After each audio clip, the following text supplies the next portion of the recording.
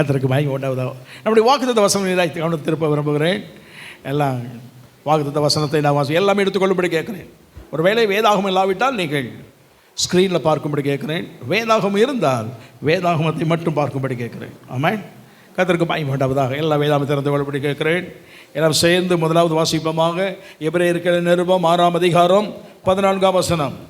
நிச்சயமாகவே நான் உன்னை ஆசீர்வதிக்கவே ஆசீர்வதித்து உன்னை பெருகவே பெருக பண்ணுவேன் என்றார். ஆமாம், கர்த்தருக்கு மகிமை உண்டாவதாக. ஆமாம், ஒரு சத்தமாய் வாசிக்கப்படி கேட்கிறேன்.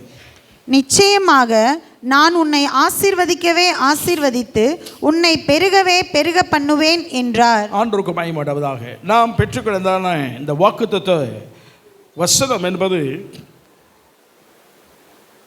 ஆபிரகாமுக்கு தேவன் கொடுத்ததானே இந்த வாக்குத்தத்த வசனம். கர்த்தருக்கு மகிமை உண்டாவதாக. ஆபிரகாமுக்கு ஆண்டு கொடுத்தானே வாக்குத்தத்த வசனம். ஊரின் கல்தையை பட்டணத்தை விட்டு பெறப்படும் போது அவனுக்கு ஆண்டவர் இப்படிப்பட்ட வாக்குத்தத்தங்களை கொடுத்தார். கர்த்தருக்கு மகிமை உண்டாவதாக. இந்த எபிரேய நிருபக்காரன் அதை மேற்கோள் காண்பிக்கிறார். அப்போ எபிரேய நிருபத்தில் ஏன் மேற்கோள் காண்பிக்கிறான்னா பல காரணங்கள். எபிரேய நிருபம் எழுதப்பட்ட சூழ்நிலைகள் என்னவென்று சொன்னால், முதல்ல எபிரேயர் அந்த நாட்களில் எபிரேயர் அழைக்கப்பட்டார்களா என்று சொன்னால், யூதர்கள் இருந்த காலகட்டத்தில் எபிரேயர் என்று அழைக்கப்படவில்லை. ஆனால் எபிரேயர் என்ற பெயர் அவங்களுக்குள்ளே இருந்து கொண்டே இருந்தது. எபிரேய ஸ்திரீகள் அப்படின்னு சொல்லி அப்போஸ்தலர் 6ஆம் அதிகாரத்தில் வாசிக்கிறோம்ல. எபிரேய ஸ்திரீகளுக்கும் கிரேக்க ஸ்திரீகளுக்கும் கொஞ்சம் பாராபட்சம் காட்டப்பட்டபடினாலே தலைவர்களை கர்த்தர் ஏற்படுத்தினார் என்று சொல்லப்பட்டது. ஆக எபிரேய ஸ்திரீகள் அவங்க வழக்கு சொல்லுது எபிரேய ஸ்திரீகள் என்று சொல்லி எபிரேயர்கள் என்று சொல்லி கொண்டார்களே தவிர, பொதுப்படையாய் அவர்கள் பழைய ஏற்பாட்டு நாட்களிலே ஆபிரகாமுக்கு சொல்லப்பட்டது போல எபிரேயர்கள் என்று சொல்லப்பட்டது அந்த வார்த்தைக்கு சொல்லப்படவில்லை. கர்த்தருக்கு மகிமை உண்டாவதாக. ஆனாலும் இயேசு கிறிஸ்துவை ஏற்றுக்கொண்ட யூத கிறிஸ்தவர்கள், யூதர்களாக இருக்கிற அந்த கிறிஸ்தவர்கள் எபிரேய கிறிஸ்தவர்கள், கர்த்தருக்கு மகிமை உண்டாவதாக. அவருடைய காலங்கள் நல்லா தான் போயிட்டு இருந்தது. ஆனால் இடைப்பட்ட நாட்களில் திடீரென்று அவ்வப்போது முளைக்கிறதான தவறான கொள்கைகள், உபதேசங்கள் இவைகளெல்லாம் எழும்புகிற அந்த காலகட்டத்தில் என்ன பிரச்சனை அப்படின்னா, நாம் ரட்சிக்கப்பட்டாலும் அபிஷேகம் பெற்றாலும் பழைய ஏற்பாடு நியாயபரமான சத்தியங்கள், சட்டதிட்டங்கள் நாம் கை கொள்ள வேண்டும் என்றுதான ஒரு முறையை கொண்டு வந்து இணைத்து அதையும் செய்ய வேண்டும் என்று சொன்னார்கள். அப்படிப்பட்ட சூழ்நிலையில் தான் அவர்களுக்கு பழைய ஏற்பாட்டிலே சொல்லப்பட்ட நியாயப்பிரமாணங்கள் எல்லாம் கிறிஸ்துவுக்குள் என்ன செய்யப்படுகிறது, நிறைவேற்றப்பட்டு விட்டது. ஆகவே பழையவைகள் ஒளிந்து போய் புதியவைகள் தொடங்கப்பட்டு விட்டது. நியாயப்பிரமாணத்தின் காலங்கள், நியாயப்பிரமாணத்தின் சட்டத்திட்ட காலங்கள் எல்லாம் முடிந்து கிருபையின் பிரமாணத்தின் காலத்திற்குள் நாம் வந்துவிட்டோம். ஆகவே கிறிஸ்துவை ஒரு மனுஷன் ஏற்றுக்கொண்டால் நியாயப்பிரமாணம் முழுவதையும் அவரில் நிறைவேற்றப்பட்டு விட்டபடினாலே இனி நிறைவேற்றப்பட்ட நியாயப்பிரமாணம் நமக்கு தேவையில்லை, கிறிஸ்துவின் புதிய பிரமாணம் நமக்கு வேண்டும். ஆமாம், அப்படி சொல்லும்போது அவர்களால் ஏற்றுக்கொள்ள முடியாத சூழ்நிலை இருந்தபோது இருக்கிற காலகட்டம் அவர்களுக்கு எழுதப்பட்டது. ஏன் என்று சொன்னால், பழைய ஏற்பாட்டிலே உள்ளதான பக்தர்கள், அப்போ ரட்சிக்கப்பட்ட யூதர்கள், இவர்களுக்கெல்லாம் ஒரு எண்ணம் என்ன, இந்த உலகத்தில் நியாயப்பிரமாணத்தினுடைய பல காரியங்களுடைய நம்பிக்கை உங்களுக்கு இருந்தது. என்ன நம்பிக்கை அப்படின்னு சொன்னால், ஒவ்வொரு அதிகாரத்தையும் நம்ம பார்க்க முடியும். அதுக்கு தான் ஒவ்வொரு அதிகாரமாக எழுதினார். அவருக்கு தேவ தூதர்களை குறித்தான நம்பிக்கை உண்டு. கர்த்தருக்கு மகிமை உண்டாவதாக. தேவதூதன் இறங்கி வருவான், பதில் கொடுப்பான். இதெல்லாம் நமக்கு காலங்கள் நடுவே நம்ம பார்த்துருக்குறோம், நாம் கேள்விப்பட்டிருக்கிறோம். இது தேவதூதர் குறித்த நம்பிக்கை அவர்களுக்கு இருந்தது. அப்போ அவருடைய எண்ணங்கள் எல்லாம் என்னன்னா, இயேசு கிறிஸ்து இருந்தாலும் தேவ தூதர்களுடைய நம்பிக்கை நமக்கு வேணும், அவர் வேணும்னு சொன்னபோது அவர் இயேசுவை விட தேவ தூதர்களை கொஞ்சம் மேம்படுத்தி வைத்திருந்தார்கள். அப்போதான் அவர் எழுதுகிறான், இயேசு கிறிஸ்து தேவனுடைய குமாரன், டைரக்ட் கனெக்ஷன், இயேசு குமாரன். இந்த தூதர்கள் அவர்கள் பிள்ளை என்று ஒரு நாள் அழைக்கப்படவில்லை. அவர்கள் ஏவல் ஆட்கள், என்ன வேலை சொல்கிறாங்களோ அதை வந்து செய்து முடிச்சுட்டு போயிடணும், அவ்வளோதான். அவர்கள் எக்ஸ்ட்ரா ஒரு வேலை என்ன செய்ய முடியாது, செய்ய முடியாது. சொன்னதை கேட்டு செய்துவிட்டு போகக்கூடிய வேலை ஆட்கள். அவர்கள் வேலைக்காரர்களை தவிர குமாரன் என்று அழைக்கப்படவில்லை. அந்த இதெல்லாம் வாசித்தா நமக்கு தெரியும். தீர்க்கதரிசியை குறித்த நம்பிக்கை இருந்தது. அப்போ சொன்னார்கள், இயேசு கிறிஸ்து தீர்க்கதரிசியை விட மேலானவர் என்று அங்கே வலியுறுத்துகிறார். ஏன்னு சொன்னால், தீர்க்கதரிசிகளுக்கு தேவன் வார்த்தை சொன்னால் தான் அவருக்கு வெளிப்படும். அந்த வார்த்தை இவர்கள் போய் மக்களுக்கு சொல்ல வேண்டும். அப்போதான் தீர்க்கதரிசி. வார்த்தையை வராவிட்டால் தீர்க்கதரிசி அல்ல. ஆனால் தேவனுடைய வார்த்தையின் வடிவமாகவே இந்த உலகத்தில் தோன்றினவர் யார்? இயேசு கிறிஸ்து. ஆகவே இவர் தீர்க்க தரிசனம் சொல்லித்தான் வசனங்கள் சொல்ல வேண்டுமல்ல, இவரை பார்த்தாலே போதும் தீர்க்க தரிசனம் எல்லாமே அவருக்குள் நிறைவேற்றப்பட்டு கொண்டே வருகிறது. ஆமென். கர்த்தருக்கு மகிமை. அவரே அந்த வார்த்தை மாம்சமானது. ஆகவே தீர்க்கதரிசிகளை விட இவர் மேலானவர். கர்த்தருக்கு மகிமை உண்டாவதாக. இப்படி சொல்லி வரும்போது மோசேயை விட மேலானவர், இளைப்பாறுதலுக்குள் நடத்தின யோசுவாவை விட மேலானவர், ஆசாரியத்துவ முறைகளில் வரும்போது ஆரோன் அவனை லேவியர்களை விட இயேசு கிறிஸ்து மேலானவர். ஆசாரியத்துவ முறைமைகளிலே மெல்கிசேதேக்கின் முறைமை என்று அவர்களுக்கு மேலாக வைத்திருந்தார்கள். இயேசு கிறிஸ்து மெல்கிசேதேக்கின் முறைமையின்படி அவர் மேலானவராக இருக்கிறார். அப்படி சொல்லி ஒவ்வொரு பகுதியாய் சொல்லப்பட்டு வருகிறது. ஆகவே கடைசி காலத்தில் வரும்போது அந்த தேவன் எல்லாரும் மாறி போகக்கூடியவர்கள், எல்லாரும் மறைந்து போகக்கூடியவர்கள். இயேசு கிறிஸ்து நேற்றும் இன்றும் என்றும் மாறாதவர். ஆமென். அப்படி சொல்லி அப்போ இந்த நிருபத்தில், எபிரேய நிருபத்தில் சொல்ல போது நியாயப்பிரமாணம் எல்லாம் கிறிஸ்துவுக்கு நிறைவேற்றப்பட்டபடினாலே எல்லாவற்றையும் விட இயேசு எப்படிப்பட்டவர்? மேலானவராக இருக்கிறார். ஆகவே நீங்கள் இன்னொரு பிரமாணம், இன்னொரு வழிமுறைகள் எல்லாம் உங்களுக்கு தேவையில்லை. அவனுடைய ஆசாரியத்துவ முறை சொன்னார், நம்முடைய பாவங்களை குறித்து பரிதவிக்க கூடாத ஆசாரியனாயிராமல் பரிதவிக்கக்கூடிய மகா பிரதான ஆசாரியன். எப்படி அப்படின்னா, பலி செலுத்த வருகிறேன், நான் தான் வரேன்னு வச்சுக்கோமே, ஆசாரியன் அங்கே இருக்கிறார். ஆசாரியன் அங்கே இருக்கும்போது பலி செலுத்த வரேன், ஒரு புறா குஞ்சு கொண்டு வரேன். என்ன மனோகரன், சரி இனியாவது ஒழுங்காக இரு அப்படின்னு சொல்லிட்டு அவர் ஆசாரியத்தை முடிக்கிறேன். கொஞ்ச நாள் கழித்து ஒரு ஆட்டு கடாவை கொண்டு வரேன். என்ன போன முறை புறா குஞ்சு கொண்டு வந்து சின்னதாக செய்த போல் இந்த தடவை எதை கொண்டு வந்துருக்கிறேன், இனியாவது கவனமாக இருப்பா அப்படின்னு சொல்லி இனிச்சாரு. நம்முடைய பலகீனம் என்ன, நம்முடைய பிரச்சனை என்ன, நாம் ஏன் சிக்கி கொண்டோம் அவனுக்கு தெரியாது. பாவம் செய்தது மட்டும்தான் அவனுக்கு தெரியும். ஆனால் அவன் சொல்லிடுவான், கண்டிப்பாக இயேசுவா 2 சத்தம் போடுவாங்க, அவன் எல்லாம் வாங்கிடுவான். 2 அடி அடித்தாலும் வாங்கிட்டு தான் போகணும். போயிடும். அடுத்த ஒரு காலை இழுத்துட்டு வரேன், படுபாவி இன்னும் அப்படி தான் இருக்கியா நீ அப்படின்னு சொல்லி அவன் உரிமையோட இயேசுவது தான் உரிமையோட பேசுகிறது. ஆனால் அவன் சொன்னான், நம்முடைய நிலைமை அவனுக்கு என்ன செய்யாது, தெரியாது. ஏன் இப்படி சிக்கி கொண்டோம், ஏன் இந்த பாவத்தில் விடுதலை பெற முடியாமல் கஷ்டப்படுகிறோம், அதெல்லாம் அவனுக்கு தெரியாது. வழிமுறை மட்டும்தான் தெரியும். நம்முடைய ஆண்டவர் இங்கே நிற்கும்போது நான் வந்தால் நம்முடைய பாவங்களை குறித்து அவர் பரிதவிக்கிறார். ஏன் அப்படின்னா, இப்படிப்பட்ட இவன் இதில் சிக்கிக்கொள்கிறானே, இவனுக்கு என்ன வழி செய்ய வேண்டும், இதில் மேற்கொள்வதற்கு என்ன உதவி செய்ய வேண்டும் என்று சொல்லி பரிதவிக்கக்கூடியதான நம்முடைய நிலைமையை குறித்து அவன் நம்மை குறித்து கஷ்டப்படுகிறதான ஒரு பிரதான ஆசாரியன் ஒரு இருக்கிறார். 2 பிரதான ஆசாரியனுக்கும் அவனுக்கு பரிதவிப்பு இல்லை. நம்முடைய பிரதான ஆசாரியன் சொல்கிற இயேசுவுக்கு பரிதவிப்பு உண்டு. ஆகவே அவளை விட இவர் மகா பிரதான ஆசாரியன் அவர். ஆமாம். இப்படிலாம் சொல்லிட்டு வரும்போது தான் இந்த நிருபம். அந்த நிருபத்தில் சொல்லும்போது ஆபிரகாமை குறித்து சொல்லுகிறேன். ஆபிரகாமுக்கு தேவன் வாக்குத்தத்தம் பண்ணினார். அதை சொல்லும் போது நான் உன்னை என்ன செய்வேன், அப்போ சொல்லும் போது முந்தின வசனத்தில் சொல்லப்படுகிறது. அந்த வசனத்தை பாருங்க. ஆபிரகாமுக்கு தேவன் வாக்குத்தத்தம் பண்ணின போது ஆணையிடும்படிக்கு தம்மிலும் பெரியவர் ஒருவர் இல்லாதபடினாலே தமது பேரிலே என்ன செய்தாராம். அப்போ இந்த உலகத்தில் எந்த மனிதனாலும் தன்னுடைய பேரில் என்ன செய்ய முடியாது. வேறு சொல்லலாம், நீ யாரும் கவலைப்படாத, நான் உன்னை பார்த்துக்கிறேன் அப்படின்னு சொல்லலாம். சில சூழ்நிலைகளை வைத்து சின்ன சின்ன காரியங்களுக்கு செய்யலாம். ஆனால் தேவன் சொன்னது போல ஒரு ஆசீர்வாதத்தின் மேன்மைக்கு எந்த மனிதனாலும் என்ன செய்ய முடியாது. எல்லா மனிதர்களும் அதிகாரத்துக்கு உட்பட்டவர்கள். தன்னை விட இன்னொரு அதிகாரத்துக்கு உட்பட்டவராக இருப்பான். நம்மளுக்கு தேசத்தை எடுத்துக்கொள்வோமே, டாப் அதிகாரம் உள்ளது யார் தான்?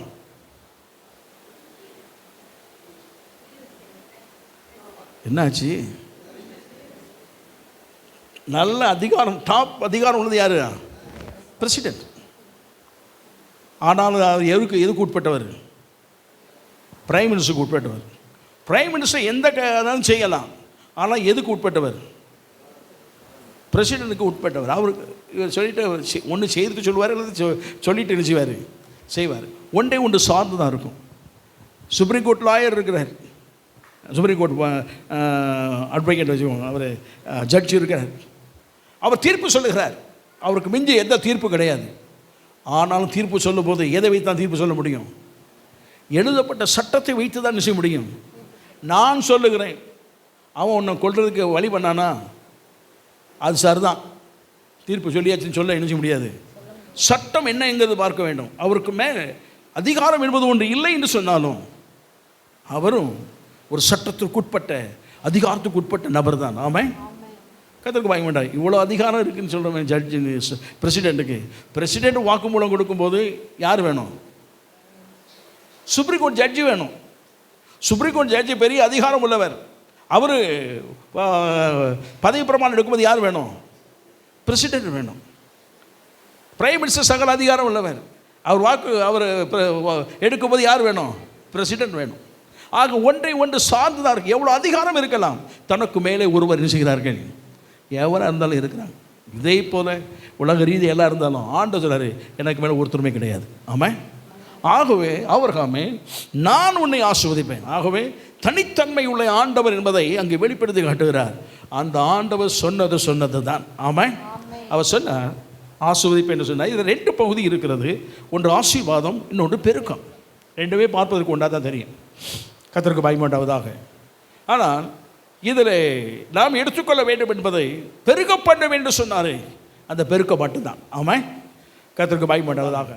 ஆக ஒரு வியாபாரி பெருக்கத்தை விரும்புகிறார். ஒரு ஸ்கூல் வைத்திருக்கிறவர் ஒரு பிரான்ச்சுக்கு இன்னொரு பிரான்ச்சு வைக்கணும்னு சொல்கிறார். ஏன் சர்ச்சு வச்சிருக்கிற நாமே செய்கிறோமே. ஆமாம். தேவன் சபையை என்ன செய்கிறார்? அன்றைக்கு 3000 பேர் ரட்சிக்கப்பட்டார்கள். அதோடு சரி போதும், இந்த 3000 பேர் இருக்கிற வரைக்கும் நல்ல சூழ்ச்சியும் சொல்லட்டும், இருக்கட்டும், போட்டோம், அதோட வச்சுக்கோணும் சொன்னார். அவர் 3000 5000 பெருகினார். 5000 எண்ணிக்கையில் அடங்காத அளவுக்கு பெருகினார். எண்ணிக்கையில் அடங்காதவை பெருக பண்ணினவர் இன்று வரை பெருக்கத்தை வைத்துக் கொண்டே தான் இருக்கிறார். ஆமாம். அவரே பெருக்கத்தை விரும்புகிற ஆண்டவர். அவர் தம்முடைய பிள்ளைகள் எல்லா வகையிலும் பெருக வேண்டும் என்று விரும்புகிறவர். நம்முடைய பொருளாதாரத்திலே, நம்முடைய ஆவிக்குரிய எல்லையிலே, இந்த உலக ரீதியான காரியங்களிலே, உயர்வுகளிலே, பதவிகளிலே, நம் வேலை ஸ்தலங்களிலே, நம்முடைய கைகளின் பிரயாசம் எல்லாவற்றிலும் கர்த்தர் நம்முடைய வாழ்க்கையில் பெருக்கத்தை கொடுக்க வேண்டும் என்று விரும்புகிறார். அவர் சொல்லும் போது பெருகப்படுவேன்னு சொன்னவர் நமக்கு எந்தெந்த வகையிலெல்லாம் பெருக்கத்தை விரும்புகிறோமோ அந்த வகையெல்லாம் கர்த்தர் இந்த மாதத்திலே பெருக்கத்தை கட்டளையிடுவாராக. ஆமாம். திடீர்னு பொத்துன்னு அப்படி அள்ளி போட மாட்டார். கொடுக்கறது ஒன்று தான் கொடுப்பார். ஆமாம். ஒரு ஈசாக்கை தான் கொடுத்தார். அந்த ஈசாக்கை வைத்து தான் சொன்னார், இவன் மூலம் பூமியின் சகல ஜாதிகளும் ஆஸ்வதிக்கப்படும். ஆமாம். கர்த்தருக்கு பயப்படாவதாக. இன்றைக்கு நாம் வரை அந்நிய தேசம், அவனுக்கு நமக்கு சொந்த சம்பந்தம் இல்லாத ஒரு தேசம், ஆசிய கண்டமாக இருக்கலாம். ஆனால் நமக்கு அவருக்கு மொழியிலே சம்பந்தம் இல்லை, உறவுகளிலே சம்பந்தம் இல்லை. ஆனாலும் கிறிஸ்துவின் மூலமாய் ஒரு உறவுகள் ஏற்பட்டது. ஆமாம்.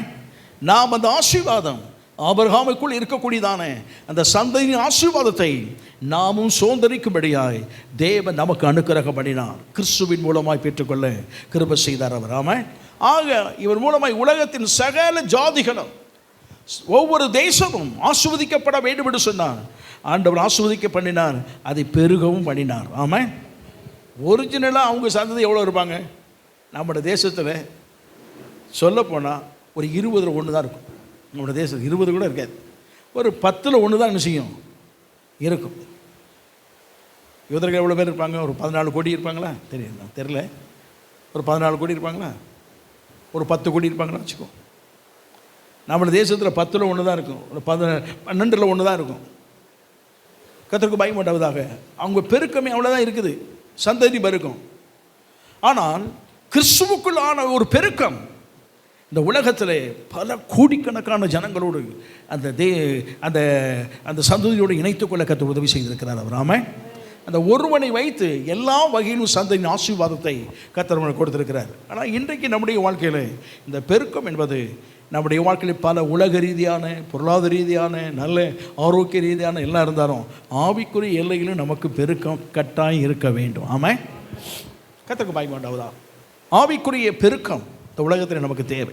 கர்த்தருக்கு ஸ்தோத்திரம் உண்டாவதாக. ஒரு மனுஷன் ஜெபம் பண்ணான், ஆண்டவரே என்னை இந்த குடும்பத்தில் துக்கத்தின் புத்திரன் என்று சொல்லிவிட்டார்கள், எனக்கு கிடைக்க வேண்டிய சொத்துக்கள் எல்லாம் கிடைக்காம போயிட்டு. இல்லை அப்போலாம் ஜெபம் பண்ணலை. ஆனால் காரணம் அதுதான், அவன் பிறந்த போது அவன் துக்கத்தின் புத்திரன். என்ன நடந்ததோ நமக்கு தெரியாது. அவள் தகப்பனார் இறந்து போய்விட்டாரா, அல்லது உறவுகளில் இறந்து போய்விட்டார்களா, சகோதரர்கள் இறந்து போயிட்டாங்களா, அல்லது தீங்கு நேரிட்டதா, என்ன நமக்கு ஒன்றுமே தெரியாது. ஆனால் இவன் பிறந்த போது குடும்பத்தில் ஏதோ ஒரு பிரச்சனை. நம்ம இன்றைக்கும் குடும்பத்தில் சொல்லுவாங்களே, பாவம் அந்த பிள்ளை பிறந்திருக்கும். அந்த கிராமத்தில் உள்ள பாட்டிமார்கள் சும்மா இருக்க மாட்டாங்க. இவ பிறந்தா மாமனை தின்னுட்டா அப்படிமா, அது என்னமோ கட்லெட்டு வச்சு தின்ன மாதிரி அது வாட்டுக்கு மாமனை நினச்சிட்டான். அப்படி பார்த்துருக்கேன். அந்த பிள்ளையை பார்க்கும்போதெல்லாம் கரைச்சி கொட்டுவாங்க. அது ஏன் அப்படின்னு நமக்கு தெரியாது. அது பிறந்தவொடனே எப்படி கனெக்ஷன் நமக்கு தெரிய மாட்டேங்குது. நானும் யோசிச்சு பார்க்குறேன், இங்கே ஒரு கனெக்ஷன் இப்படி, இது பிறந்தவொடனே எப்படி கனெக்ஷன் வரும், அவர் இறந்தது எப்படி கனெக்ஷன் நமக்கு தெரியாது. ஆனாலும் அவங்க சொல்லுவாங்க. கேள்விப்பட்டிருக்கீங்களா எப்படி? சரி, கேள்விப்படாட்ட கிராமத்தில் போய் பாருங்கள், அந்த வார்த்தைகள் கட்டாயம் இருக்கும். ஆனால் இவன் பிறந்த போது என்ன நடந்ததோ நமக்கு தெரியாது. ஆனால் எல்லாம் சொல்லிட்டாங்க, சொத்து பிரிக்கும் காலம் வந்த உடனே சொத்து பிரிக்கும் போது சொன்னாங்க, உனக்கு ஒன்றுமே கிடைக்கிறது இவ்வளோ தான் தருவோம் வச்சுக்க. ஏன்னா உன்னால் எங்களுக்கு சொத்து அழிந்து போனது, உன்னால் நாங்கள் இழப்பு அதிகம் அடைஞ்சோம், நஷ்டம் அடைந்திருக்கிறோம், தோல்வி அடைந்திருக்கிறோம், தீங்கு அனுபவிச்சிருக்கிறோம். உனக்கு சட்டப்படி கொடுக்க வேண்டியது எல்லாம் இருந்தாலும் அவ்வளோ நஷ்டம் அடைஞ்சதுனால இந்த உனக்கு இவ்வளவு தான் அப்படின்னு சொல்லி ஒரு சின்ன ஒரு எல்லையை கொடுத்து விட்டு மற்றவெல்லாம் சுற்றி வளைச்சி எல்லையை பிரிச்சுக்கிட்டாங்க. அந்த சின்ன எல்லையில் ஜெபிக்கிறான், ஆண்டவரே அவங்களோட எல்லையெல்லாம் பெரிதாக இருக்கிறது, நீர் என் எல்லையை பெரிதாக்கும். அவன் அவனை ஜெபம் ஆண்டவரை கேட்டான். அவன் வேண்டிக் கொண்டதை கர்த்தர் என்ன செய்தாராம்? அருளி செய்தார். எப்படி அருளி செய்தார்னு தெரியலை. அவன் எல்லையை கர்த்தர் பெருக பண்ணினார். பெருகப்படுறதுக்கு பல காரணங்கள் இருக்கலாம், பல காரியங்கள் இருக்கலாம், பல தியாகங்கள் இருக்கலாம், பல வேலைகள் இருக்கலாம். அதெல்லாம் ஒரு பக்கம் இருக்கட்டும். ஆனால் எல்லை பெருக பண்ணினான். ஒரு நாள் பார்க்கும்போது அவரை எல்லா சகோதரர் பெற்றுக்கொண்டதை விட பல மடங்கு தேவனால் ஆஸ்வதிக்கப்பட்டு அந்த உயர்வை பார்த்த உடனே வேதம் சொல்லுகிறது, அவன் தன் சகோதரருக்குள்ளே கனம் பெற்றவனாக இருந்தான். ஆமாம், பெருக்கம் இன்றைக்கு நம்முடைய வாழ்க்கையில் தேவன் கிரியை செய்கிறாரோ அன்றைக்கு கனமும் மேன்மையும் மகிமையும் கர்த்தர் நம்மை தேடி வர பண்ணுவார் அவர். ஆமாம், கர்த்தருக்கு வாய் மாட்டாவதாக. கர்த்தர் கேட்டான், அவன் எல்லையை பெரிதாக்கும். அவன் கேட்டதை கர்த்தர் கொடுத்தார். இன்றைக்கு நம்முடைய வாழ்க்கையில் நமக்கு சொத்துக்கள் வேண்டும், எல்லை வேண்டும் என்று ஒரு பகுதி நம்ம யோசித்து எல்லாம் ஒரு பக்கம் அது இருந்தாலும் அதை ஒரு பக்கம் வச்சிருங்க. ஆனால் ஆண்டவரே, நான் ஆவிக்குரிய வாழ்க்கையில் இந்த உலகத்தை வாழ்கிற எல்லா ஜனத்தை விட என்னுடைய ஆவிக்குரிய வாழ்க்கையின் எல்லை பெரிதாக்கப்பட வேண்டும். ஆமாம், கர்த்தருக்கு ஸ்தோத்திரம் உண்டாவதாக. ஆவிக்குரிய மேன்மை அது பெரிதாக்கப்பட வேண்டும். கொஞ்சம் கேட்டு பார்ப்பேன், கர்த்தர் நமக்கு ஆவிக்குரிய வாழ்க்கையில் நல்ல ஒரு பெருக்கத்தை தருவார். நிறைய ஆவிக்குரிய வாழ்க்கைக்கு பெருக்கத்தை வைத்து பழைய ஏற்பாட்டிலே பொருளாதார பெருக்கத்தை வைத்திருக்கிறார். புதிய ஏற்பாடு காலத்தில் தேவன் ஆவிக்குரிய பெருக்கத்தை தான் நிறைய வச்சிருக்கிறார் அவர். ஆமாம், அப்படியே ஆவிக்குரிய நமக்கு தேவையான ஆண்டவர் சொன்னார், போதும் என்று இருக்குதா, போதும் என்ற எண்ணம் நமக்கு இருந்தால் போதும். ஆண்டவர் எல்லாவற்றையும் ஆசீர்வதித்து தர வல்லவர். ஆனால் ஆவிக்குரிய பெருக்கத்திலே போதும் என்ற எண்ணமே வரக்கூடாது. ஆமாம், இங்கே தான் இருக்கீங்களா? இது பைபிள் காலேஜ் சொல்லுவாங்க, போய் சர்ச்சில் ஒளிஞ்சிருங்க, ஆத்துமாக்கள் கிடைக்கிறது சொன்னால் ஒரு குறிப்பிட்ட ஆத்துமா வந்தோட போதுங்கிற எண்ணம் என்ன செய்யக்கூடாது, வரக்கூடாது. அப்படி வந்துச்சுன்னா அன்னோடு என்ன செய்யணும், அதோடு என்ன செய்யணும், நின்றுங்க. அந்த பையன்கிட்ட திருப்பி சொன்னான், ஏய் போய் இருக்கிற ஜாமான்லாம் வாங்கிட்டு வந்து எண்ணெய் ஊற்று அப்படின்னா. இந்த அம்மாவும் கடன் அடைப்பதற்கு எண்ணெய் ஊற்று வாங்கிட்டு வாங்கலாம்னா தெரு முழுது வாங்கிட்டு வந்துட்டானுங்க, எல்லாம் வாங்கிட்டு வந்தானுங்க. இன்னும் டேய் எல்லாம் நிரம்பி போச்சுடா, இப்படிலாம் நிரம்பி போச்சு, என்ன செய்ய, இன்னும் ஒரு பாத்திரம் வேணுமே, கொஞ்சம் இருங்க மாமி, அடுத்த தெருக்கு போகிறனாலும் இந்த எண்ணெய் அப்படி இருக்கும். பாத்திரம் வந்தோன்னு ஊற்றுனா என்ன செய்யும், பெருகி இருக்கும். இந்த பையனில் 2 பேரும் சொல்லிட்டான், பாத்திரம் இல்லை மாமி அப்படின்னா, எண்ணெயும் நின்றுச்சு. கர்த்தருக்கு மகிமை உண்டாவதாக. இன்னும் பெருக்க வேணும்னு கேட்டிருந்தா பக்கத்து வீடு, பக்கத்து ஊர் வரைக்கும் போயிருக்கலாம். ஆமாம், அந்த அந்த அந்த பட்டணத்தில் பெரிய கோடீஸ்வரனாக இருந்திருக்காங்க. அன்றைக்கி அவங்க சொல்லலாம், எங்கள் ஆண்டவரை நம்பி ஒரு காரியம் செய்தோம், எங்களுக்கு அற்புதம் செய்தார், இவ்வளவு பெருக்கத்துக்கு காரணம் ஆண்டவர் தான் சொல்லியிருக்கலாம். ஆமாம், என்றைக்கு போதும் என்று எண்ணுகிறோமோ அன்றைக்கே அது நிறுத்தப்பட்டு விடும். ஆண்டவர் தான் சொல்கிறார், பெருக்கன்னு உங்களுக்கு வந்துட்டுனா நீங்கள் அதில் போதும்னு சொல்லாதீங்க, ஆவிக்குரிய பெருக்கம் இருந்து கொண்டே இருக்க வேண்டும். அவன் சொன்னார், சர்ச்சில் ஒரு 100 பேர் வந்தாச்சு, ஒரு 200 ரூபா வந்தால் போதும் அப்படின்னா அது அதோடு தான் நிற்கும். அதுக்கப்புறம் நீங்கள் முயற்சியும் செய்ய மாட்டீங்க, அதோடு நின்றுவீங்க, காலங்கள் ஓடிக்கொண்டே இருக்கும்.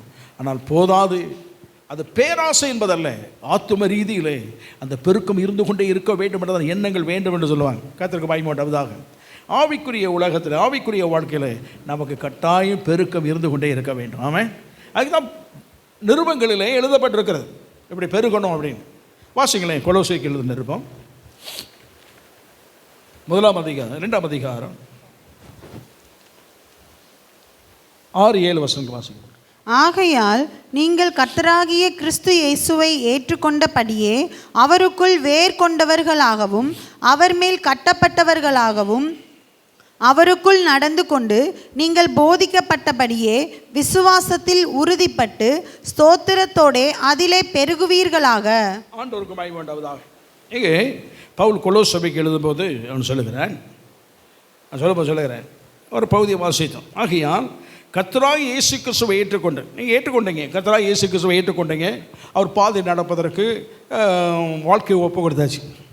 அவருக்குள் வேறு கொண்டு அப்படின்னா நம்முடைய வாழ்க்கையில் அவருக்குள் ஸ்திரப்படுத்திக் கொள்வதற்கு எல்லாம் நம்ம சொல்லுகிறேன். சொல்லிட்டு வருவது அவர் மேல் கட்டப்பட்டவராகி, அசிவாரம் நல்லா இருந்தால் தான் மேலே என்ன செய்ய முடியும், கட்டணும். இதெல்லாம் ஒன்று சொல்லிட்டேன். இதெல்லாம் ஒவ்வொரு பிரசங்க பகுதிகள், இதெல்லாம் ஒவ்வொரு தலைப்பு இது. அது சொல்லிவிட்டு போதிக்கப்பட்டபடியே விசுவாசத்திலே உறுதிப்பட்டு அதில் எதில் விசுவாசத்தில் எதில் உறுதிப்பட்டீங்களோ அதில் விசுவாசத்தில் நீங்கள் என்ன செய்ய வேண்டுமா, பெருக வேண்டும். ரொம்ப சிம்பிள். விசுவாசத்தில் பெருக வேண்டும். ஆண்டுதலாக உங்களை விசுவாசம் நான் பெருக்கிறேன். அப்போ நான் என்றைக்கு பெருக்குவேன், நாம் என்றைக்கு கேட்டுக்கொள்கிறோமோ பெருக்குவேன். ஆனால் இன்னொன்று, விசுவாசம் பெருக்க வேண்டிய வேலைகள்லாம் எங்கே தான் இருக்குது, நம்மகிட்டையும் இருக்குது. எங்கே இருக்குது? ஒரு மனுஷன் வந்தான், அவன் பையன் சோமாக்குவதில் சீசரை கொண்டு வந்து விட்டான். அவன் சீசர்லாம் ஒரு வழி பண்ணிட்டான். அவ்வளோ ஒரு பயந்து போய் நிற்கிறாங்க. இயேசு கிறிஸ்து மலையிலேருந்து இறங்கி வந்தேன், என்னவா பிரச்சனை அப்படின்னு. உங்கள் சீசரை கொண்டு வந்தேன், அவங்களால விரட்ட முடியலன்னு சொல்லிட்டாங்க. ஆண்டு கூட்டங்க வா, போ, இவனை விட்டு வெளியே போ அப்படின்னாரு. அலக்கழிச்சிட்டு வெளியே போயிட்டு எல்லா சீசன் தலையை சொரிஞ்சிட்டு, என்ன ஆண்டவரே, வீட்டில் சாப்பிடும்போது எங்களால் ஏன் துரத்த முடியல, அன்றைக்கெல்லாம் போகும்போது துரத்திட்டு வந்து உங்கள்கிட்ட சொன்னோமே, பிசாசு ஓடிச்சு அது ஓடிச்சுன்னு, இது ஏன் ஓடலைன்னு. ஏப்பா அதெல்லாம் இருக்குது. இந்த வகையான பிசாசு சும்மா என்ன செய்யாது, ஓடாது. இதுக்கு என்ன செய்யணுமா, ஜெபம் மாத்திரம் இல்லை, எது வேணும், உபவாசமும் வேணும். அப்போ தான் அவங்களுக்கு தெரிந்து கொண்டார்கள் உபவாசம் பண்ணணும் அப்படிங்கிறது என்ன செய்தார். ஆனால் இவங்களுக்கு கொடுத்த பழியே என்னது, இயேசு சீசரும் என்ன செய்ய மாட்டாங்க, உபவாசிக்க மாட்டார்னு பேர் சமுதாயத்தில். ஏன் அப்படின்னா யோவான் சீசர்கள்லாம் உபவாசிக்கிறாங்க, எல்லாம் பண்ணுறாங்க. நீங்கள் எப்போ பார்த்தாலும் எங்கே தான் உட்காந்துருக்குறீங்க, சாப்பாட்டு மேஜாருக்கே தான் உட்காந்துருக்குறீங்க. நாங்கள் பார்க்குற நேரம்லாம் என்ன செய்யுங்க, விருந்து தான் சாப்பிட்றீங்க, நீங்கள் உபவாசமே இருப்பது இல்லையா அப்படிங்கிற கேள்வி வந்தது. இருக்கிறாரா இல்லையான்னு அவங்ககிட்டலாம் ஆண்டவர், ஐயோ நீங்களாம் அப்படின்னு நினைக்காதீங்க, நான் நேற்று காலையில் கூட உபவாசம் இருந்து தான் வந்தேன்லாம் ஆண்டவர் உங்களுக்கு விளக்கெல்லாம் சொல்ல விரும்பலை. ஆனால் ஆண்டவர் உபவாசித்து இருந்தார் என்பதை அவங்களுக்கு என்ன செய்யணும், சீசர் கற்றுக் கொடுத்தார். எப்பா உபவாசத்தினால அப்போ ஆண்டவர் உபவாசம் பண்ண சொல்லுகிறாரோ, உபவாசம் இருந்திருப்பாங்க. அதுக்கப்புறம் கர்த்தருக்கு பயந்து கொண்டதாக. அப்போ இது ஒரு பக்கம் இருக்கட்டும். அதை தகப்பண்ணுக்கிட்டேன், நீ விசுவாசிக்கிறேயாப்பா அப்படின்னு கேட்டவுடனே, விசுவாசிக்கிறேன் ஆண்டவரே, ஆனாலும் என்னுடைய அவிசுவாசம் நீங்கள் எனக்காக என்ன செய்யணும், என்னுடைய விசுவாசம் எப்படியாயும் போயிடும் நம்புகிறேன். ஆனாலும் அவ்வப்போது வரக்கூடிய விசுவாசமான சூழ்நிலைகள் எல்லாம் எனக்கு சந்தேகத்தை உண்டு பண்ணி விடுகிறது, எனக்கு அதை நீக்கணும். அப்படி ஆண்டவர் அந்த அவிசுவாசமான சூழ்நிலை நீக்கி விசுவாசத்தை பெருக பண்ணுகிறவர். ஆமாம், அவர் பெருகப்படுவார். அந்த பெருகப்படுவதற்கு நம்முடைய உதவி இருக்கும். சரி, நாமே விசுவாசம் பெருக பண்ண வேண்டும் என்பதை வைத்துக்கொள்வோமே. கர்த்தருக்கு பாய் பண்ணவதாக வைத்து சொல்லப்படுகிறது. கர்த்தருக்கு ஸ்தோத்திரம் பண்ணவதாக. ஆபிரகாமை கர்த்தர் ஊர் என்ற கல்தை பட்டத்தை வந்து அழைத்து, நான் காண்பிக்கும் தேசத்துக்கு போன்னு சொல்லிட்டார். தேசத்தை காண்பித்தாரா, தேசத்தை காண்பித்தாரா, காண்பிக்கவே இல்லை. போன்னு தான் சொன்னார். போன்னு சொன்ன உடனே பெட்டியெல்லாம் கட்டாங்க. எனக்கு ஒரு ஒரு பக்கம் அந்த இதில் வரும்போது ஒரு காலகட்டத்தில் படிக்கும்போது ஒரு பொறாமை இருந்தது. அந்த தேசத்தில் அவனை கூப்பிட்டாரு. ஏன் அந்த காலகட்டத்தில் நம்முடைய இந்திய தேசத்தில் பக்தி உள்ளவர் நிறைய பேர் இருந்திருக்கிறாங்க. மெய்யான தேவன், ஒளிமயமானவர் அப்படிங்கிற அந்த எகோவா தேவன் சொல்லப்பட நம்ம புரிந்து கொள்ள சொல்லுகிறேன். எகோவா தேவன், மெய்யான தேவன் ஒருவர் இருந்திருக்கிற ஆபிரகாம் தெரிந்தது போல, அந்த தேவனை குறித்த அறிவு இல்லாவிட்டாலும் அந்த மெய்யான தேவன் ஒரு உண்டு என்ற நம்பிக்கை நம்ம தேசத்தில் உள்ளவர்களுக்கு இருந்திருக்குது. மத நம்பிக்கையில் இருந்திருக்கிறது. மதம் என்ற போர்வையில் இல்லாவிட்டாலும் தெய்வீகம் என்றதான வெளிப்பாடு அவர் இருந்தது. ஒளிமயமானவர், அரூபியானவர், அவருக்கு உருவ அமைப்பு கிடையாது. இப்படிலாம் இருந்தவர்கள், அவருக்கு புலவர்கள் எழுதி வைத்ததான கவிதைகள் எல்லாம் இருக்குது. ஆனால் இவ்வளவு நம்பிக்கை இருந்ததே, அங்கே கூப்பிட்டு இங்கே கூப்பிட்டுக்கலாம்ல. நீங்கள் யோசிச்சிங்களே இல்லை தெரியாது, நான் யோசித்தேன். அங்கே உள்ளவங்களை நினைச்சிருக்கணும், அங்கே கூப்பிடுறது பாருங்க. ஆண்டவர் நான் நினைத்தேன், இன்னொரு பக்கம் ஆண்டவர் வந்து ஒரு பட்சமாக ஒருத்தனை கூப்பிட்டாரோ இல்லையே நமக்கு தெரியாது. ஆனால் எல்லாரையும் கூப்பிடக்கூடிய வாய்ப்புகளை கற்று கொடுத்துருப்பார். இந்த தேசம் வந்துருந்தல்ல, அவருக்கு எல்லாமே அவருடைய தேசம். அவர் இந்த பக்தி உள்ளவர்களை கூப்பிட்டுப்பார். நம்ம ஆட்கள் தான் போகாமல் இருந்துட்டானு. நம்ம ஆட்கள் தான் என்ன செய்யலை, இங்குள்ள வசதி வாய்ப்பு அது இதெல்லாம் பார்த்தோன்னே ஏதோ காண்பிக்காத ஒரு தேசம், ஒன்றுமே இல்லாத தேசத்துக்கு போனால் என்ன அப்படின்னு யோசனை பண்ணி, எப்போதுமே ஞானம் அல்லது அறிவும் ஞானமும் விசுவாசத்திற்கு எதிரடையாகத்தான் இருக்கும் எப்போவுமே. அறிவுபூர்வமாய் சொன்னால் அது சரியாக இருக்கும், ஆனால் விசுவாசத்தின்படி சொன்னால் அது தப்பாக தெரியும். ஆனால் நடைபெறுவது அறிவுபூர்வமாக இருப்பதை விட விசுவாசனால் சொல்லப்படுவது தான் வெற்றிகரமாய் செயல்படும். ஆமாம். இன்னும் உதாரணம் சொல்கிறேன். தண்ணீர் இருக்கிறது அறிவுபூர்வமாய் சொல்லணும்னா தண்ணியில் ஒருத்தர் 2 காலை வச்சானே நினைச்சிருவான், முங்கிடுவான்.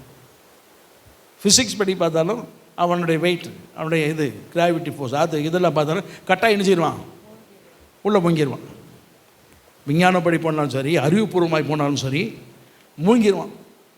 அது எல்லாருக்கும் தெரியும்.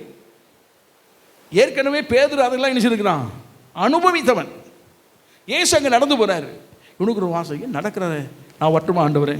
ஆண்டவர் சொன்னார், நீ நடப்பதற்கு எல்லா வழிகளையும் நான் செய்கிறேன் மகனே, கவலைப்படாத பேதுருவே, அப்படி செய் இப்படி செய், வா அப்படின்லாம் சொல்ல, வா அப்படின்னு தான் சொன்னார். ஒரே வார்த்தை, வான்னு சொன்னார். என்ன? தேவன் நடக்கிறார், அவரால் செய்ய முடியும். அந்த காரியத்தை நம்ம செய்ய வைப்பதற்கு ஆண்டவர் சமூகத்தில் கேட்டோம். அவர் எனக்கு செய்ய வல்லவர். அவர் மீது வைத்த விசுவாசத்தோட கால் வச்சா என்ன செய்வோம்? நடப்போங்கிறத எண்ணத்தின்படி தான் இவன் கால் வைத்து நடக்க ஆரம்பித்தான் விசுவாசத்தோடு. ஆமாம். கர்த்தருக்கு மகிமையுண்டாவதாக.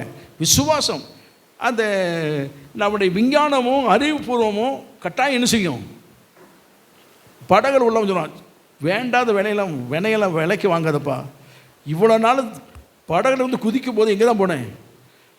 முங்கி தான் எழுந்து மேலே வருவேன். நீ இதில் போய் நடக்க போகிறேன்னு சொல்கிறியே, எத்தனை பேர் கேட்டாங்களோ தெரியாது. ஆனால் தேவன் மீது விசுவாசம் வைத்த போது தான் அந்த கடல் மீதே அவன் நடந்தான். தண்ணீர் மீது நடக்க முடியும் அப்படின்னா விசுவாசம்தான். முடியாது என்பது விஞ்ஞானம். ஆமாம். விஞ்ஞானம் சொல்ல தப்பா? சரிதான், அது சரிதான். ஆனால் எல்லாரும் அந்த விசுவாசம் நடக்க முடியுமான்னு கேட்டால் அதுவும் ஒரு கேள்விக்குறியாக மாறி. இயேசு சொன்னால் நடக்க முடியும். ஆமாம். அவர் வார்த்தையின் மீது விசுவாசம் வைத்து. ஆகவே தான் அந்த விசுவாசம் என்பது நம்முடைய வாழ்க்கையில் பெருகப்படுவதற்கு தேவனுடைய வசனத்தின் மீது, அவர் கொடுத்த வார்த்தையின் மீது நம்பிக்கை வைத்து பெருக பண்ணுவதற்கு நாமே செயல்பட ஆரம்பிக்கணும். ஆமாம்.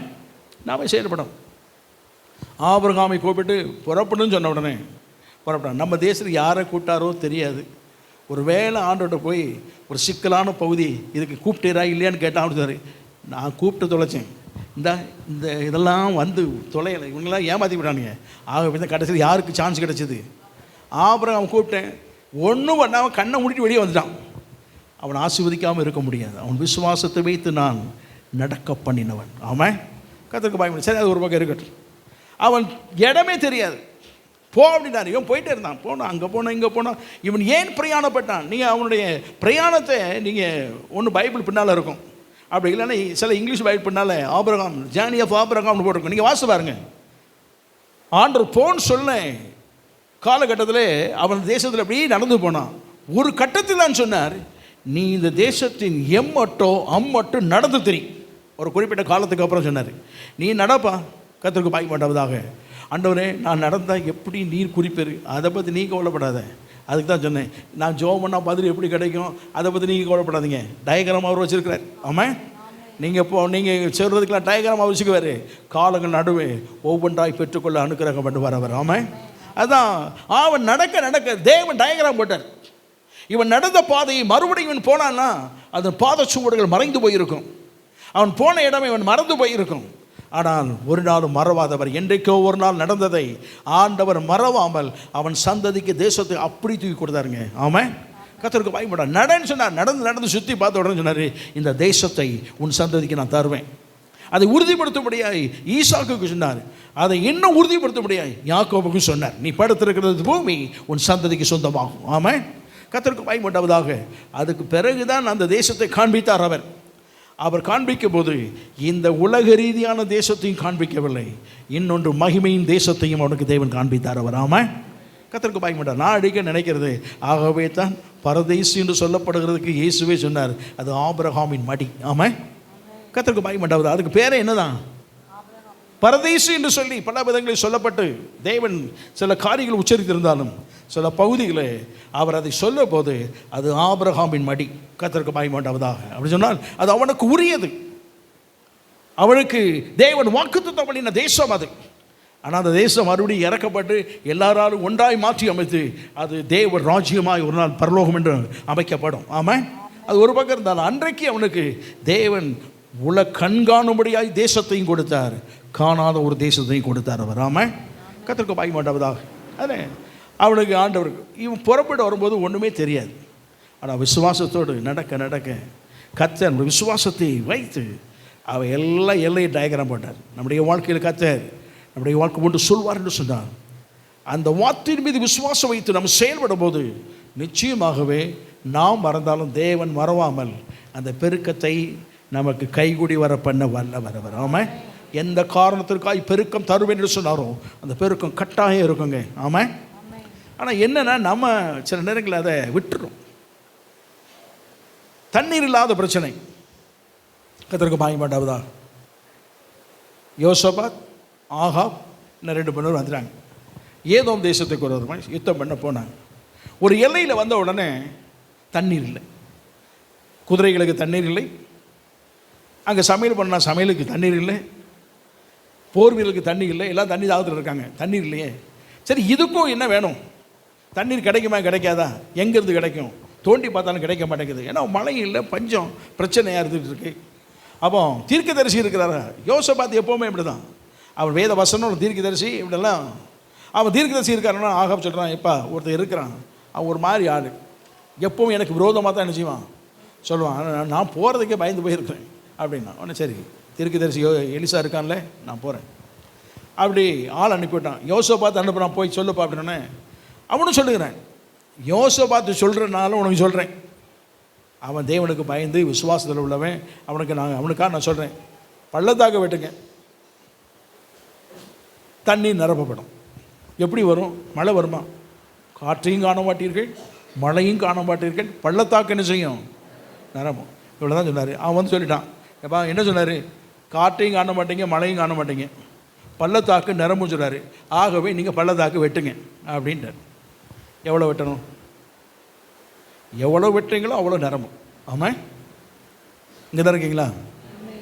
எவ்வளோ வெட்டுறீங்களோ அவ்வளோதான் செய்யும், நிரம்பும். நிரப்புவது அவருடைய வேலை, வெட்டுவது நம்முடைய வேலை.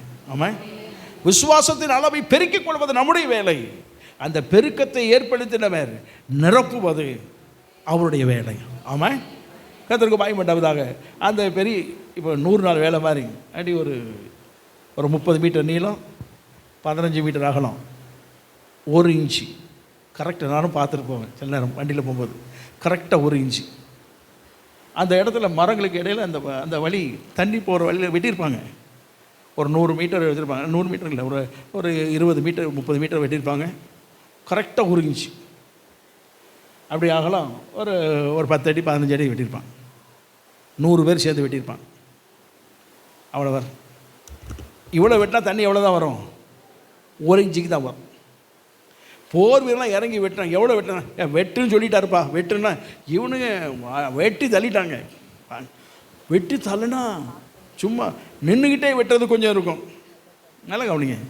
நம்முடைய விசுவாச அளவு பெருகுவதற்கு என்னெல்லாம் உண்டுன்னா, நின்றுக்கிட்டே வெட்டுறதுக்கு கொஞ்சம் தூரம் இருக்கும். ஆழம் போக போக என்ன செய்ய வேண்டியது இருக்கும்? முதல்ல உட்காரணும், முழங்கால் படம் என்ன செய்யணும்? முட்டி போட்டு வெட்ட வேண்டியது இருக்குது. முட்டி போட்டு வெட்ட அது ஒரு ஆழம் போகும், பிறகு உள்ளே குதிச்சிடணும். ஆமாம், ஒவ்வொரு அனுபவத்தை காட்டுறது. அந்த விசுவாசத்தின் அளவு பெருக வெட்டிட்டானுங்க. அவன் பாட்டுக்கு வெட்டு 10 அடி ஆழம், அது ஒரு 1 கிலோமீட்டர் தூரத்தை வெட்டிட்டானுங்க. வெட்டிட்டு பார்க்கணும் இவ்வளோ தூரம் எப்படி நிரம்பும்.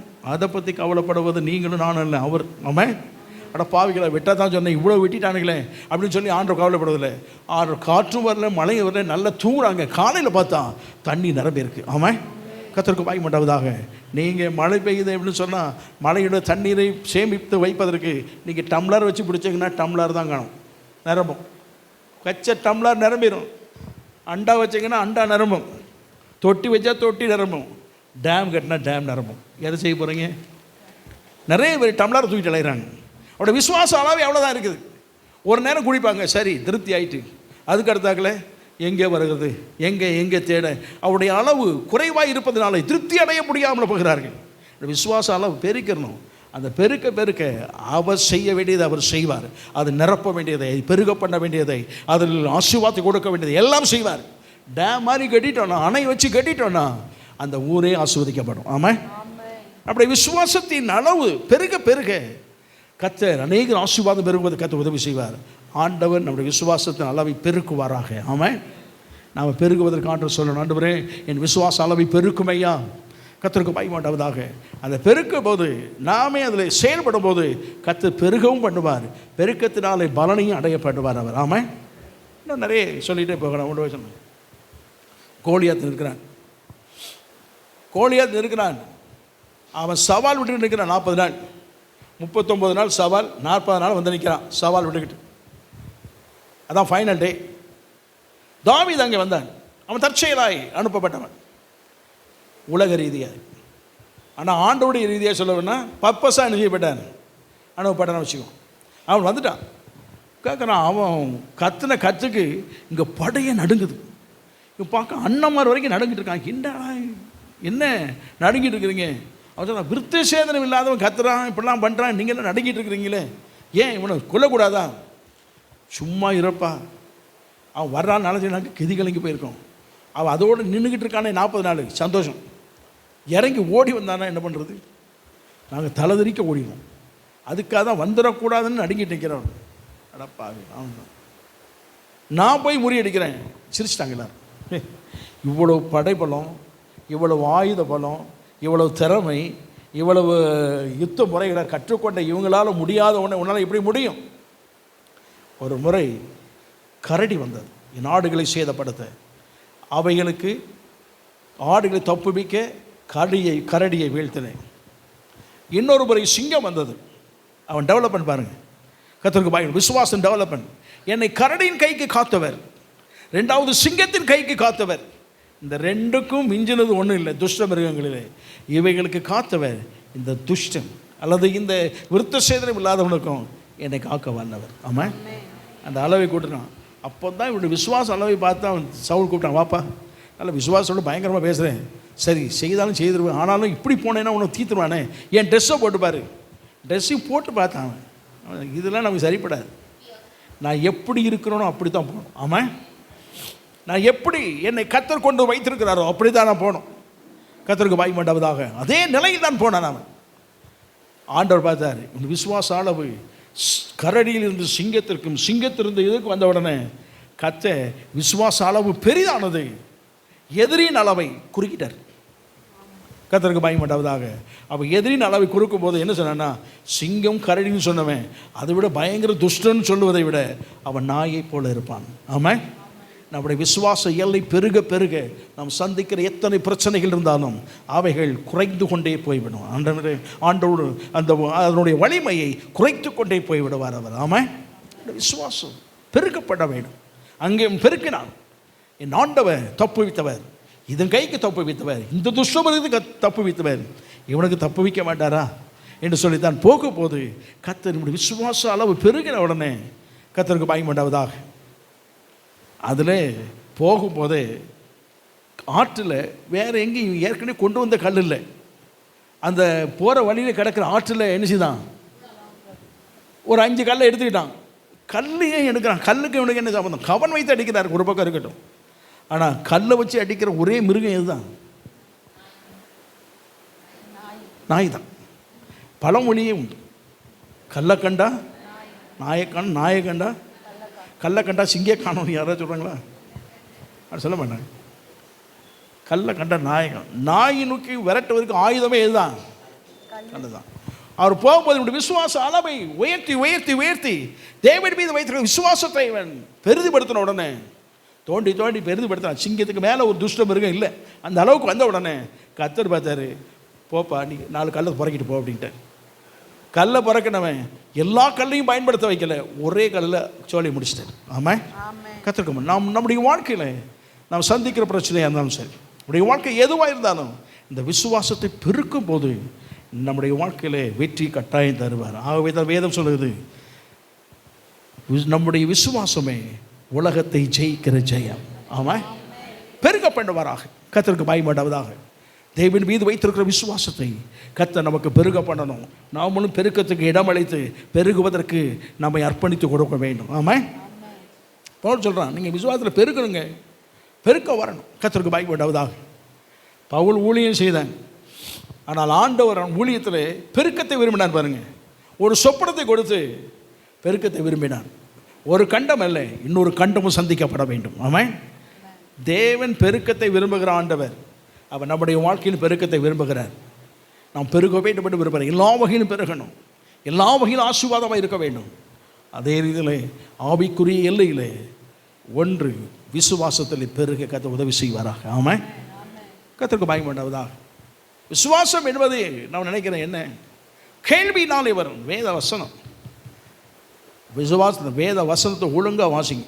வேத வசனத்தை அதுக்கு தான் சங்கீதங்கள்லாம் வாசிக்க நிப்பாட்டி எதை வாசிக்க ஆரம்பிச்சிட்டோம். நிறைய வீடுகளில் நிருபங்களையும் வாசிக்க மாட்டாங்க. உங்கள் பைபிளை பார்த்தாலே தெரியும் நீங்கள் நிருபங்களை வாசிக்கிறீங்களா இல்லையான்னு. எதை அதிகமாக வாசிக்கிறீங்கன்னு என்ன செய்யும், கண்டுபிடிச்சிடலாம். கர்த்தருக்கு பயம் வேண்டாவதாக. நீங்களே அப்படி மூடி திறந்து பாருங்கள், உங்களுக்கே தெரியும் எதை நம்ம அதிகமாக வாசிக்கிறோம். நிருபங்கள் நிறைய வாசிக்கிறது இல்லை. ஆனால் விசுவாச வாழ்க்கைக்கு ஆவிக்குரிய நல்ல தன்மைகள், சுபாவங்கள், கிறிஸ்துவை போல மாறுவதற்குரிய தன்மைகள் எல்லாம் அந்த நிருபங்களிலே எழுதப்பட்டிருக்கிறது. இதுதான் நம்முடைய விசுவாசத்தை வேரூன்றி கட்டப்படும், உயர்த்தும், விரிவடைய பண்ணும். அந்த பெருக்கம்தான் நாம் எதை சந்தித்தாலும் கர்த்தர் நிச்சயம் செய்ய வல்லவர். ஆமாம், எத்தனையோ சொல்லலாம். தீச்சூளை 7 மடங்கு தூக்கிட்டான். அவன் சொல்கிறான், தீச்சூளை 1 மடங்கு இல்லை, இவனு பண்ணுற வேலைக்கு 7 மடங்கு தூக்கிடா அப்படின்ட்டான். 7 மடங்கு எரிகிறது, உள்ளே போடப்படுவீர்கள். அப்பவும் சொல்கிறாங்க, எங்கள் தேவன் தப்புவிக்க வல்லவர். 1 மடங்கு இருக்கும்போது தான் சொல்லிட்டு இருந்தாங்க. 7 மடங்கு தூக்கின உடனே தப்புயாமல் போனாலும் சரி நாங்கள் என்ன செய்ய மாட்டோம், வணங்க மாட்டோம். அந்த விசுவாசத்துக்கு வந்துட்டாங்க. கர்த்தருக்கு நாங்கள் அழிந்தே போனாலும் பரவாயில்லை, எங்கள் ஆண்டவர் மீது வைத்திருக்கிற நம்பிக்கை, விசுவாசம் அது ஒரு நாள் குறைந்து போகாது, இன்னும் பெருகத்தான் செய்யும். அந்த விசுவாசம் பெருகு பெருக பெருக தேவனே இறங்கி உள்ளே வந்துட்டார். ஆமாம், அவர் இவங்க போகிறதுக்கு முந்தைய அவர் உள்ளே இருக்கிறார். இவனை தூக்கிட்டு போனாங்க. தூக்கிட்டு போன வீரர்களெல்லாம் செத்து போயிட்டாங்க. உள்ளே இருந்தவன் நடமாடினார்கள். வெளியே வந்து பார்க்கணும், எப்பா அந்த நெருப்பின் வாசனை கூட இல்லாதபடி கர்த்தர் மாற்றி அமைத்தார் அவர். ஆமாம், இவனுடைய விசுவாசம் பெருக பிறகு 7 மடங்கு இவன் பெருக்கினாலும் இவர் விசுவாசம் பெருகும்போது அந்த 7 மடங்கையும் அமிழ்த்து போடுவதற்குள்ள வலிமை அந்த விசுவாச வார்த்தையில் இருந்தது. ஆமாம், நம்முடைய வாழ்க்கையில் அதான் விசுவாசமே உலகத்தை ஜெயிக்கிற ஜெயுங்க. விசுவாசத்தினால் ஆகாத காரியம் ஒன்றுமே இல்லை, அது முடி. அறிவு எதிராக தான் இருக்கும். அதனால் நம்ம அது கூட போராடக்கூடாது. உலக ஞானம், உலக அறிவு, அந்த சயின்டிஃபிக் எல்லாமே இந்த விசுவாசத்துக்கு எப்படி தான் இருக்கும், எதிரடையாக தான் இருக்கும். ஆனால் நம்ம அதில் போய் போராடக்கூடாது.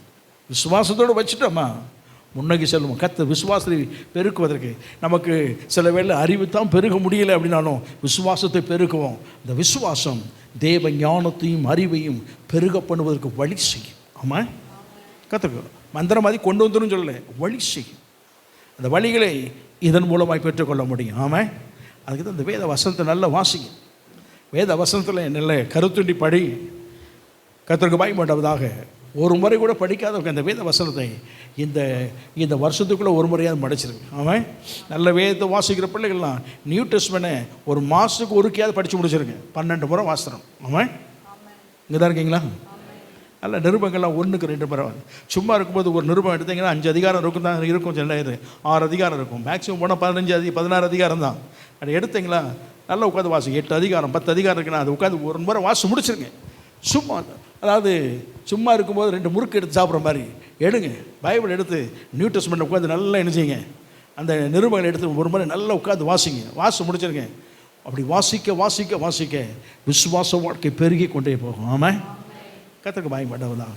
தேவன் நம்மை பெருக பண்ணுவேன்னு சொன்னவர், விசுவாசத்தை பெருக பண்ணுவாராக. ஆமாம், நம்ம எல்லாம் எழுந்துட்டு ஜெபம் பண்ணுவோம். ஓ வண்டர்ஃபுல் காட். பவுல் சொல்லுகிறான், அந்த விசுவாசத்திற்காக நான் போராடினேன். பெருக்கி பெருக்கி பெருக்கி எத்தனையோ போராட்டங்கள் வந்தது. அதனால் அந்த போராட்டம் என் வாழ்க்கையில் தோல்வியை கொண்டு வரவில்லை. நல்ல போராட்டத்தை போராடி வெற்றியை பெற்றுக்கொண்டேன். ஓட்டத்தை முடித்தேங்க. அவன் சொல்கிறான், ஓட்டத்தை முடிச்சிட்டேன். விசுவாசத்தை நான் காத்து கொண்டேன். எவ்வளவு பெருகினதோ குறைவில்லாமல் நிறைவை காத்துக்கொண்டேன். எனக்கு தேவன் வைத்திருக்கிற அற்புதமான பொக்கிஷம் நீதியின் கிரீடத்தை நான் பெற்றுக்கொள்வேன். அந்த மகிமை நாளிலே தேவன் பிரசன்னமாகுந்த நாளிலே எனக்கு தந்தருளுவார். அல்லேலூயா. ஓ பிரைஸ் ஆண்டவர் சொல்ல, ஆண்டவரே எங்களுடைய விசுவாச அளவை உம்மீது வைத்திருக்கிற இந்த விசுவாச அளவு பெருகணும் ஐயா. வேத வசனத்தினாலே பெருக்கத்தை எங்களுக்கு தர வேண்டும். நாங்கள் இந்த பெருக்கத்தை எங்களுக்கு உட்படுத்துகிறோம். சில பிரச்சனையை கண்டு அதிர்ச்சி அடைகிறோம். வேதத்தில் தான் சொல்லப்படுகிறது, ஆபத்து காலம், ஆபத்து சூழ்நிலைகள் வரும்போது நம்ம கலங்கி நின்றோம் என்று சொன்னாங்க. நம்முடைய பலன் குறுகினது என்று சொல்லப்படுது. நம்முடைய வாழ்க்கையில் இந்த ஆபத்து காலத்தில் நாம் சோர்ந்து போகாதபடி நம்முடைய விசுவாசத்தின் பலன் குறுகி போவதில்லை, பெரிதாக்கப்படட்டும். அப்போது யோர்தானை பிரவகித்துவதற்கு கால் வைத்து வெற்றி கொள்ள முடியும். யோர்தானை பிரவகித்துவதற்கு கால் வைத்து பின்னிட்டு திரும்ப பண்ண முடியும்.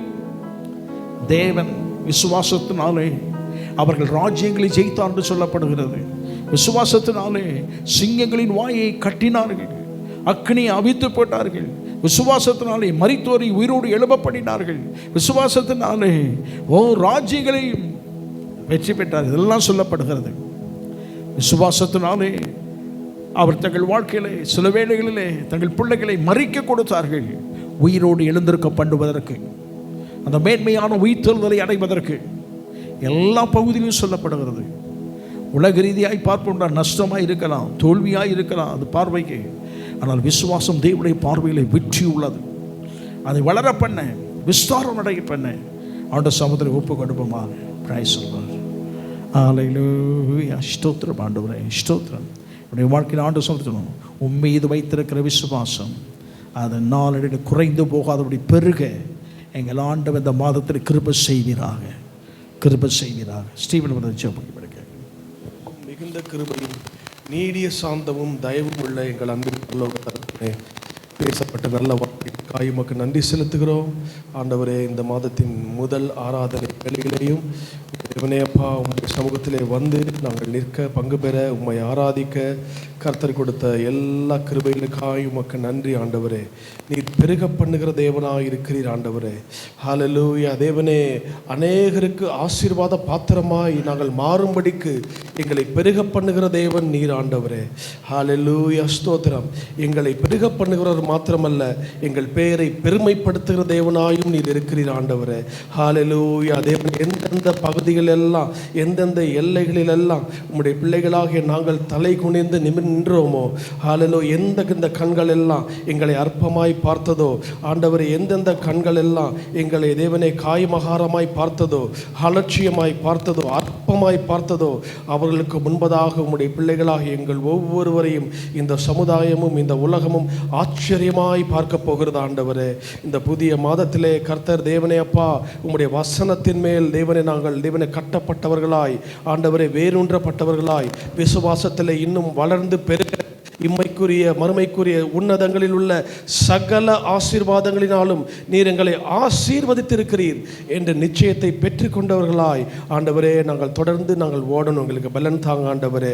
ஹல்லேலூயா. கர்த்தர் என்னபடி செய்தார் என்று சொல்லி இஸ்ரவேலை குறித்தும் யாக்கோபை குறித்தும் இன்னும் கொஞ்சம் காலத்திலே சொல்லப்படும் என்று சொல்லப்பட்ட வார்த்தையின்படியே முதல் ஏஜி சபையிலே ஹல்லேலூயா ஒரே ஆவியோடு ஆராதிக்க வந்திருக்கிற எங்கள் ஒவ்வொருவரையும் குறித்து சொல்லப்படுவதாக ஆண்டவரே. ஹல்லேலூயா. ஆசீர்வதி வந்த ஒவ்வொருவரையும் சமாதானத்தோடு கூட அனுப்புவீராக. எல்லா துதி கனம் மகிமை ஸ்தோத்திரங்களை உமக்கே தருகிறோம் இரட்சகர் இயேசு கிறிஸ்துவின் நாமத்திலே பிதாவே, ஆமென். எல்லாமே சொல்லுவாங்க. ஆமென். நாத்துமாவே கர்த்தரை ஸ்தோத்திரி, நாத்துமாவே கர்த்தரை ஸ்தோத்திரி. ஆமென், ஆமென். நம்முடைய கர்த்தராக இருக்கிற இயேசு கிறிஸ்துவின் கிருபையும் பிதாவாகிய தேவனுடைய அன்பும் பரிசுத்த ஆவியானுடைய அந்யோன்ய ஐக்கியம், கிருபை, சமாதானம், சந்தோஷம் நாம் அனைவரோடும் இன்றும் என்றும் சதாகாலம் இருப்பதாக. ஆமென். ஹல்லேலூயா, ஹல்லேலூயா, ஹல்லேலூயா.